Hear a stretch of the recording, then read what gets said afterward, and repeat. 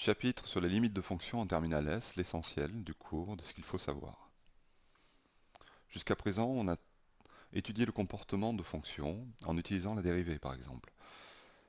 Et on a dressé des tableaux de variation et à certains moments on s'est posé la question, mais que se passe-t-il aux bornes du domaine de définition? Par exemple, pour la fonction 1 sur x, qu'est-ce qui se passe autour de 0? Qu'est-ce qui se passe en plus l'infini, en moins l'infini? Eh bien, ce chapitre a pour but d'étudier le comportement des fonctions à la limite de ces bornes du domaine de définition.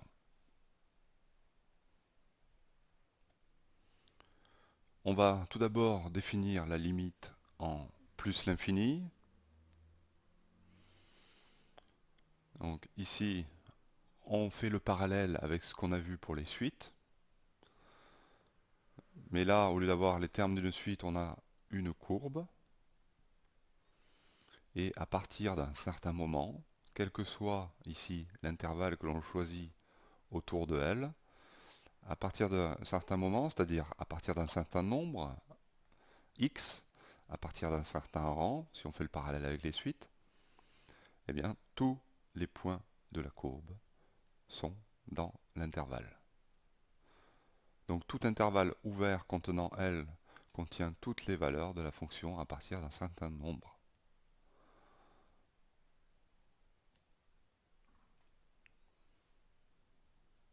Ici, ce certain nombre, c'est le nombre x.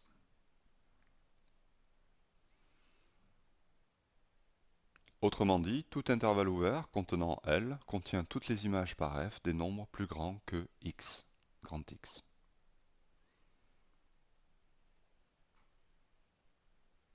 En effet, si je réduis l'intervalle, voilà, c'est grand X qui change d'endroit et on a tous les points de la courbe qui sont dans le nouvel intervalle à partir de ce grand X. Donc il n'y a aucune difficulté du moment que vous avez compris ce qu'est une limite pour une suite. C'est très ressemblant.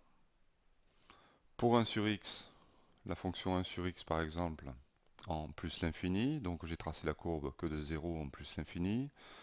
Ici, on a ce genre de choses. Voilà. C'est-à-dire quel que soit l'intervalle, ici je choisis un intervalle, eh bien à partir de la valeur x ici, bon peut-être que le x est mal choisi, j'aurais dû le prendre plutôt ici, le grand X. Eh bien toutes les valeurs de la courbe sont à l'intérieur. Donc quelle que soit la largeur de cet intervalle, on aura toujours ce genre de configuration, on trouvera un grand X. Alors on peut dire que la limite lorsque x tend vers plus l'infini de 1 sur x, c'est 0.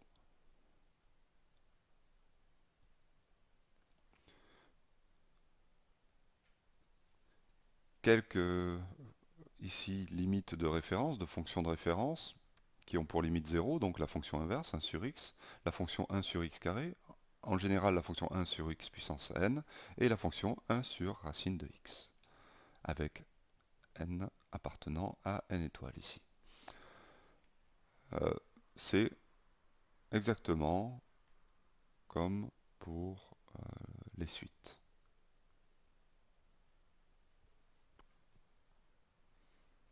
Et comme pour les suites, on a aussi moins 1 sur x carré, etc.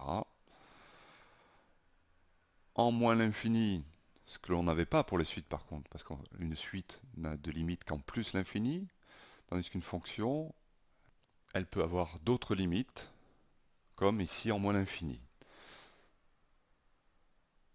Et en moins l'infini, donc toutes ces fonctions ont pour limite 0. Alors il n'y a pas 1 sur racine de x, puisque 1 sur racine de x, à cause du racine de x, c'est défini que sur 0 plus l'infini. 0 exclu.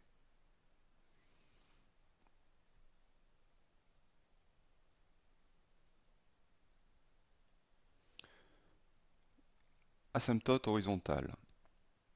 Si on a la limite lorsque x tend vers plus l'infini de f de x est égal à L, alors on va dire que la droite d'équation y égale L, c'est-à-dire la droite horizontale dont tous les points ont pour ordonnée L, y égale L, est asymptote à C de f.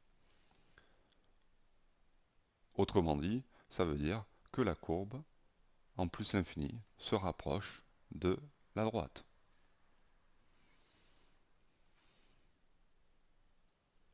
La limite infinie maintenant en plus l'infini. On vient de voir la limite, comment on définit une limite finie en plus l'infini. Maintenant la limite infinie. Bon, si on s'appuie sur ce qu'on a vu pour les suites, donc on sait que pour a aussi grand que l'on veut, on a à partir d'un certain rang tous les termes de la suite au-dessus de cette barrière ici, a. Eh bien, pour la fonction, par exemple pour la fonction x carré, pour a aussi grand que l'on veut, on trouvera un grand x à partir duquel tous les points de la courbe seront au-dessus de a. C'est-à-dire que les images par x carré, par la fonction carré des x, tels que x est supérieur à grand X, les images seront toujours supérieures à grand A.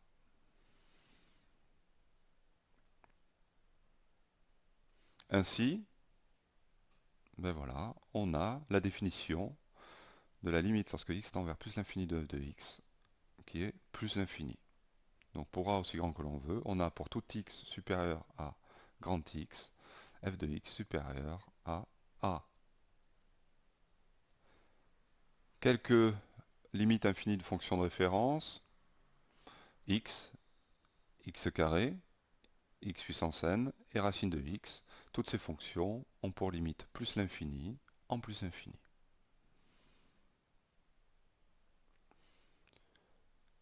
Ces fonctions, elles, ont pour limite moins l'infini.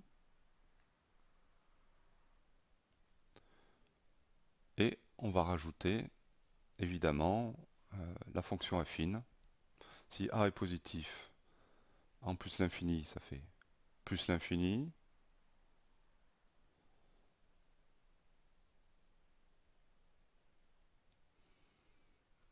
Et si a est négatif, la fonction affine donc est décroissante, et en plus l'infini, ça fait moins l'infini.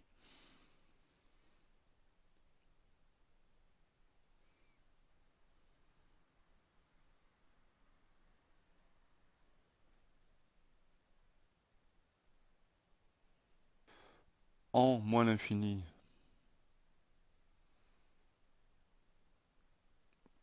eh bien, la fonction x, c'est comme ça, donc en moins l'infini, c'est moins l'infini. Si ici c'est une fonction affine, c'est une droite croissante si a est positif, donc pareil, en moins l'infini, c'est moins l'infini. Et ça dépend donc de la puissance, de la parité de la puissance. Et en effet, si x est impair, alors on a moins l'infini.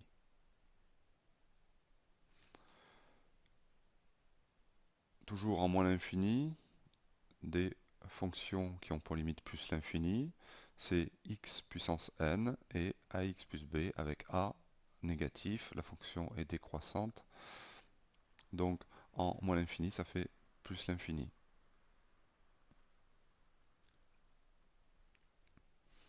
Bon, encore une fois, rien n'est à apprendre, mais tout à retrouver. Il suffit que, par exemple, à la calculatrice, vous preniez un x très grand, 10 puissance 10, vous aurez comme ça une idée de la valeur de la limite. Vous pouvez aussi réfléchir en raisonnant avec les ordres de grandeur, c'est-à-dire qu'en moins l'infini, on va dire c'est très grand négatif. Donc ici, c'est très grand négatif. C'est bien. Si très grand négatif, si c'est pair, ça veut dire que on va multiplier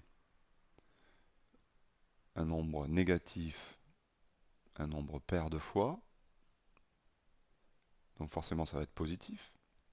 À ce moment-là, on se retrouve dans ce cas. Et ça sera très grand fois très grand fois très grand fois très grand, donc ça fait infini. Si c'est impair, donc on va multiplier un nombre négatif, un nombre impair de fois, donc on va tomber sur un nombre négatif. Et après, on a toujours l'ordre de grandeur, c'est très grand, fois très grand, fois très grand, fois très grand, donc ça fait toujours très grand. Donc, on peut raisonner de cette façon, et les ordres de grandeur et le signe. N'hésitez pas aussi à vous représenter les fonctions mentalement pour retrouver ces limites. Une dernière forme de limite. Ici, on parle de limite en A, mais de limite infinie, c'est-à-dire plus l'infini ou moins l'infini.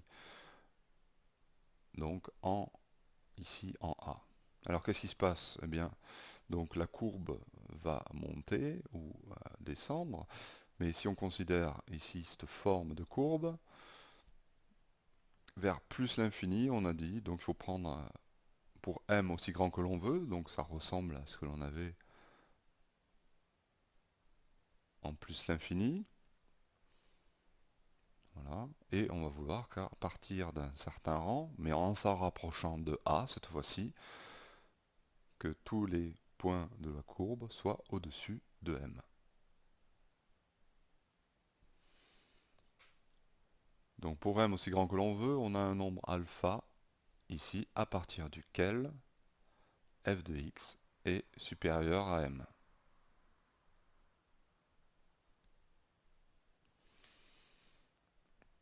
Donc on a un nombre alpha tel que pour x appartenant à A alpha, donc compris entre A et alpha, les images de x sont plus grandes, toutes plus grandes que m. Donc ça veut bien dire que les points de la courbe sont au-dessus, ici, de cette barrière. Et alors on dit que la limite lorsque x tend vers a de f de x, c'est plus l'infini. Parlons de limite infinie à droite de a. La fonction f est définie de ce côté, à droite de a. On dit que x, on va faire tendre x vers a, mais de façon positive, donc a plus quelque chose, à droite.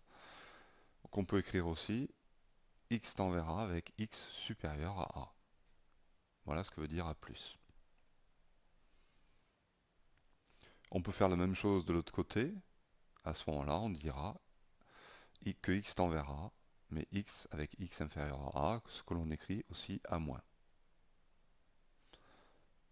Et on parle donc de limite infinie à droite, ici, ou de limite infinie à gauche.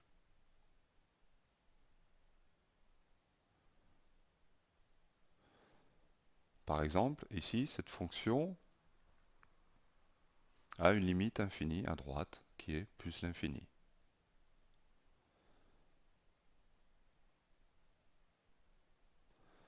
Celle-ci, représentée en bleu, a une limite infinie à gauche.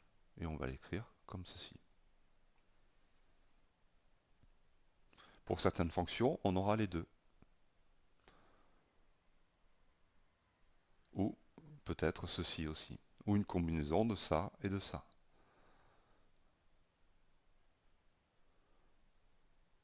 Donc ici, limite à gauche, c'est plus infini. Limite à droite, c'est plus infini. Limite à gauche, c'est moins l'infini. Et limite à droite, c'est moins l'infini. Dans tous les cas, on dit que la droite d'équation x égale a, c'est-à-dire la droite qui est composée des points qui ont pour abscisse a, la droite verticale qui passe par le point A0 est asymptote à C de f.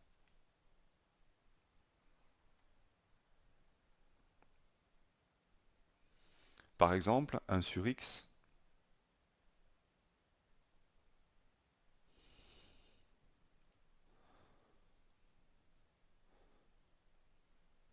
regardez la courbe, on sait qu'elle est comme ça. Ici, lorsque x tend vers 0 par la droite, c'est-à-dire vers 0 plus, 1 sur x tend vers plus l'infini. Donc on a ce résultat. Maintenant, si ça tend vers 0 mais par la gauche, x tend vers 0 par la gauche, ici, sur la courbe, on descend vers moins l'infini. Donc on a ici cette limite. Les limites à droite et à gauche sont différentes, alors on conclut qu'il n'y a pas de limite en 0.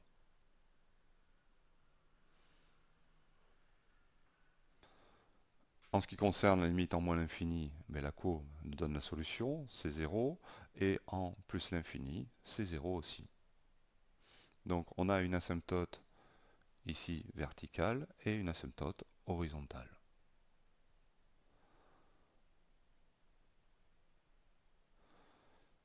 Donc retenons une chose, si en plus l'infini et uniquement en l'infini, pardon, soit plus ou moins, on a limite de f de x qui est égale à L, alors la droite d'équation y égale L est asymptote à c de f.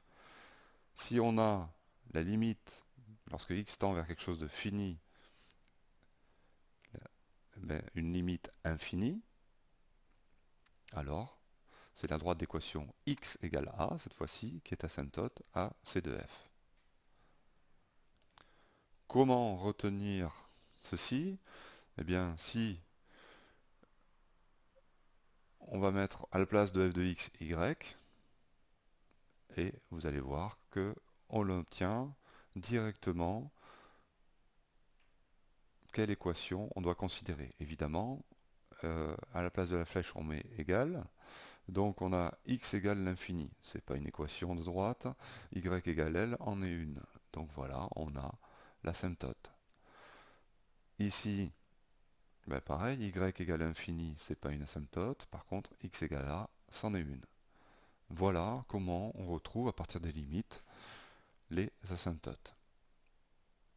Regardez bien cet exemple et vous allez comprendre. Je rappelle, c'est juste pour retrouver, hein. C'est un moyen mnémotechnique. Une astuce. Comme pour les suites, on retrouve le théorème de comparaison en plus l'infini. Si f de x à partir d'un certain nombre est plus grand que g de x, ce qui est le cas ici à partir de ce x ici, de cette valeur, f de x est plus grand que g de x, la courbe représentative bleue est au-dessus de la courbe rouge, alors si celle du dessous tend vers plus l'infini, alors celle du dessus tend vers plus l'infini. C'est le théorème de comparaison.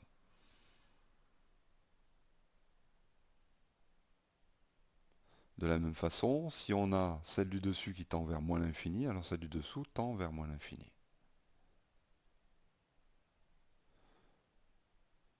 Et on pourrait faire pareil en moins l'infini.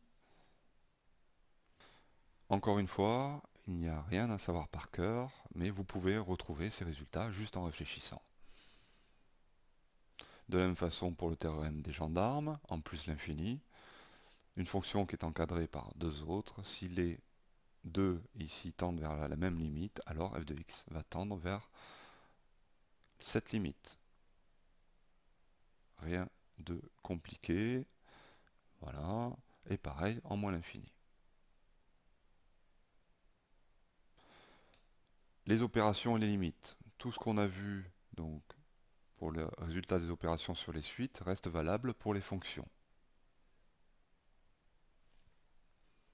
Pour les suites, on avait vu quand n tend vers plus l'infini seulement. Ici, on a aussi x quand x tend vers moins l'infini, ou a de façon plus grande que a, ou vers a par la gauche, ou vers a tout court. On a donc tout un panel de limites nouvelles, mais le raisonnement, la façon de les retrouver, les opérations et ses limites, c'est comme pour les suites. On a des formes indéterminées. On sait la somme, c'est infini moins l'infini. Le produit, c'est infini fois 0. Et le quotient, ça revient à cette forme indéterminée pour le produit. Et bien sûr, on se repose sur les limites de fonctions de référence.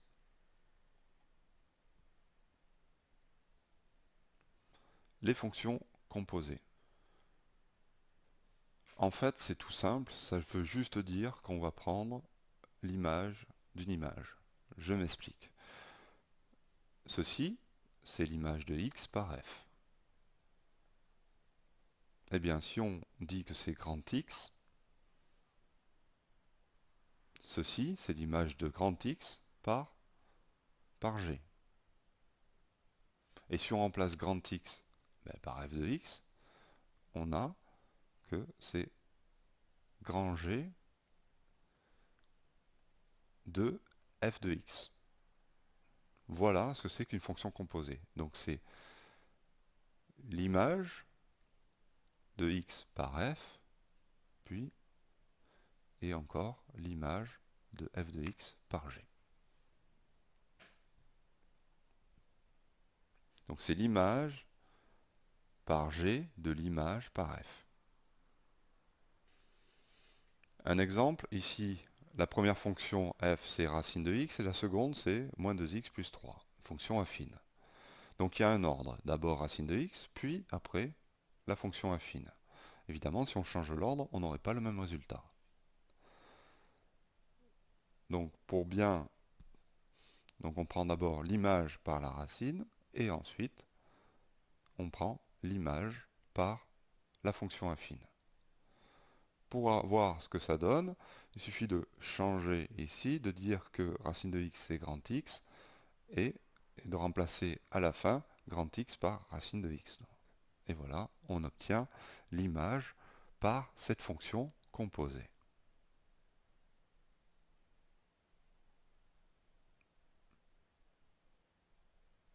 Donc c'est, encore une fois, l'image par la fonction affine de l'image par la racine carrée.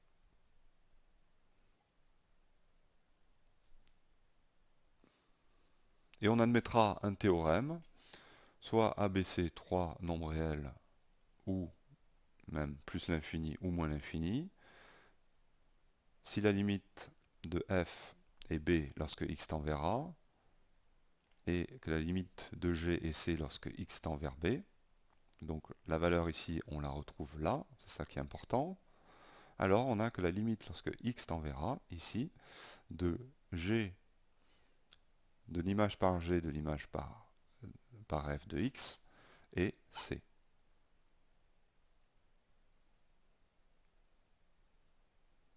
Donc, vous voyez, on retrouve, surtout ce qui est important, c'est ça. On retrouve la limite ici. Donc f est en premier, f est à l'intérieur, f est ici. Et g, c'est la deuxième fonction. Donc il faut qu'il y ait cet enchaînement. Et on retrouve a ici et c là. Un exemple. On cherche ici la limite de cet enchaînement qui est en fait, donc on l'a vu tout à l'heure, c'est d'abord on prend la racine de x et ensuite on compose par la fonction affine. Donc on regarde en plus l'infini, puisque c'est en plus l'infini qu'on cherche la limite de quoi? De la première fonction, c'est-à-dire racine de x, ça fait plus l'infini. Ce plus l'infini, on doit le retrouver ici. Donc on cherche la limite en plus l'infini, mais c'est celui-là, hein, ça ne vient pas de celui-là, mais de celui-là. De quoi? De moins 2x plus 3 de notre fonction affine. Bien, c'est une fonction décroissante, donc en plus l'infini, ça fait moins l'infini. Et par composition, là il faudrait mettre par composition, puisqu'on a fait jusqu'à présent par somme, par quotient, etc., par produit, on va mettre par composition, on a la limite en plus l'infini, donc celle-ci, qui est égale à moins l'infini. Donc on retrouve bien, attention, de respecter ici le plus l'infini, de le retrouver ici. Et après, le moins l'infini, on le retrouve à la fin.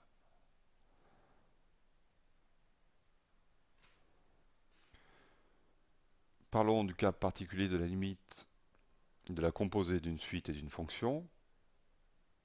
On a la même forme, et bien oui, parce qu'une suite, c'est une fonction particulière. Ainsi, on a la limite de la suite lorsque n tend vers plus l'infini, c'est b. On retrouve le b ici, et on a le c là. Donc limite lorsque n tend vers plus l'infini de f de u de n est égal à c. Par exemple, donc la limite lorsque n tend vers plus infini de moins 2 racine de n plus 3. Je vous laisse le faire en exercice. Voilà terminé le chapitre sur les limites de fonctions en terminale S, la partie cours. Maintenant, rendez-vous à la partie exercice. La vidéo sur le savoir-faire est rédigée sur donc les exercices, les méthodes et la rédaction.